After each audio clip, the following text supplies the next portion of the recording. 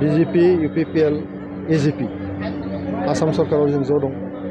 भारत सरकारखौ सानै जोंनि एमपिआ मदद होनानै दं। BTC आव BJP निबो EM दङ, UPPL निबो EM दङ, नङा होमबा? जों ज' मोनसे सरकार सालायगासिनो दं दासिमाव, नङा होमबा? बेथ' बायाखै, सोलिगासिनो दं दा जोङो दिनैनि तारिखआव BTC इलेक्सन बिसायख'थियाबो फोसावाखै। मोनसे साननानै लादों बा सेप्तेम्बराव जागोन ना। दा मोनसे राजनितिक कुचकावाज सोलिबाय थादों गावगाबागाव लेभेलाव, बे गोरोन्थि गैया। खिन्थु खोथाया जाबाय मा, बिश्वजित दैमारि बिथाङा आसाम आयेन आफादनि सासे बुंथिगिरि, मर्यादा गोनां मोनसे पस्टआव दङ। बिथाङा दिनैनि तारिखआव जुदि बुङो, लोगोजों लोगो थासेयावबो दिनै जुदि बुङो गावनि लोगोआ गाज्रि मावदों होननानै, बेथ' माबे प्रिन्सिपलजों बुंदों आं बुजिनो हायाखै। आरो बे बाथ्राखौ रायजो राजाफ्रा बिसार खालामो। गतिके बे BJP पार्टिया बेनि सायाव बिसार खालामगोन। जों UPPL हान्जाया बे ओनसोलावनो जोनोम, बेहायनो जोङो देरदों। रायजो राजाफोरनि दुखु सुखुखौ जों मोजां मिथियो। प्रमद बर' बिथांनि दैदेननायाव बिराद मोजाङै दा सोलिगासिनो सरकारा। सरकारा बेसेबां बाहायदों बाहायाखै बेखौथ' हिसाब खालामग्रा मोनसे संस्था दंखायोना, बे खालामबाय थागोन। दा बिथाङा माबे सेन्सआव बुंदों बेखौ जों बुजियाखै। खिन्थु जोंहा बिसास दङ जे जोङो जेब्लाबो बे जि मोनसे एलायन्सनि धर्म, बे धर्मखौ जोंनिफ्राय जों खुनुदिन बेखौ जोङो क्रिटिसाइज खालामाखै। जोङो रावबोनि सायाव जोङो दस होआखै, होनायबो नङा जोङो। जों फिसा मोनसे हान्जा आरो जों बहायनो थानानै रायजो जानो लुबैदों।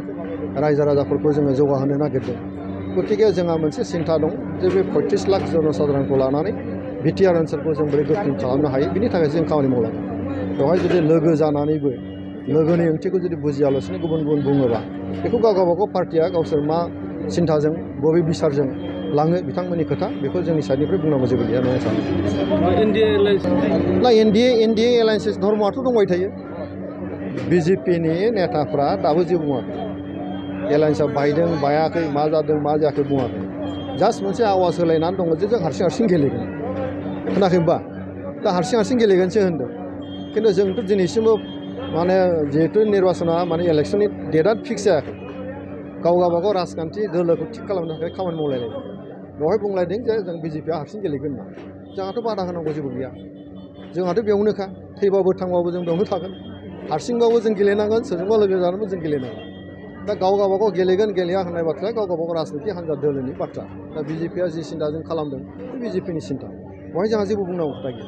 खिन्थु जोंहा UPPL हिसाबै जोंनि सिन्थाजों जों थांदों। रायजो राजानि सिन्थाखौ लानानै जों खामानि मावगोन आरो जों बिदिनो थांबाय थागोन। गतिके जि गोरोबलायनायनि जि मोनसे धोरोम, एलायन्सनि जे धोरोम, जोंनि साइडनिफ्राय जेब्लाबो जों बेखौ रैखा खालामबोदों, रैखा खालामबाय थागोन। सोर मा खालामो खालामा बेखौ आप टु डेट। जोंनि सरकारि जे मुलाम्फागिरि बिथांमोनखौ लानानै BTC सरकारनिफ्राय मोनसे सावरायनाय मोनसे हाबाफारि लादों। बेवहाय 10,000निबो बारा जायफ्रा सरकारि आसनि लादों बिथांमोना बेवहाय फैदों। खोब मोजां परिबेस। आरो सरकारखौ माखासे मानसिफ्रा बुंबाय थायो जे प्रमद बर' दाङ'रिया जेबो मावाखै। खिन्थु दिनै 10,000निबो बारा सरकारि आसनि मोननायफ्रा बेयाव फैनानै फोरमान होबाय जे सरकारा मा मावदों।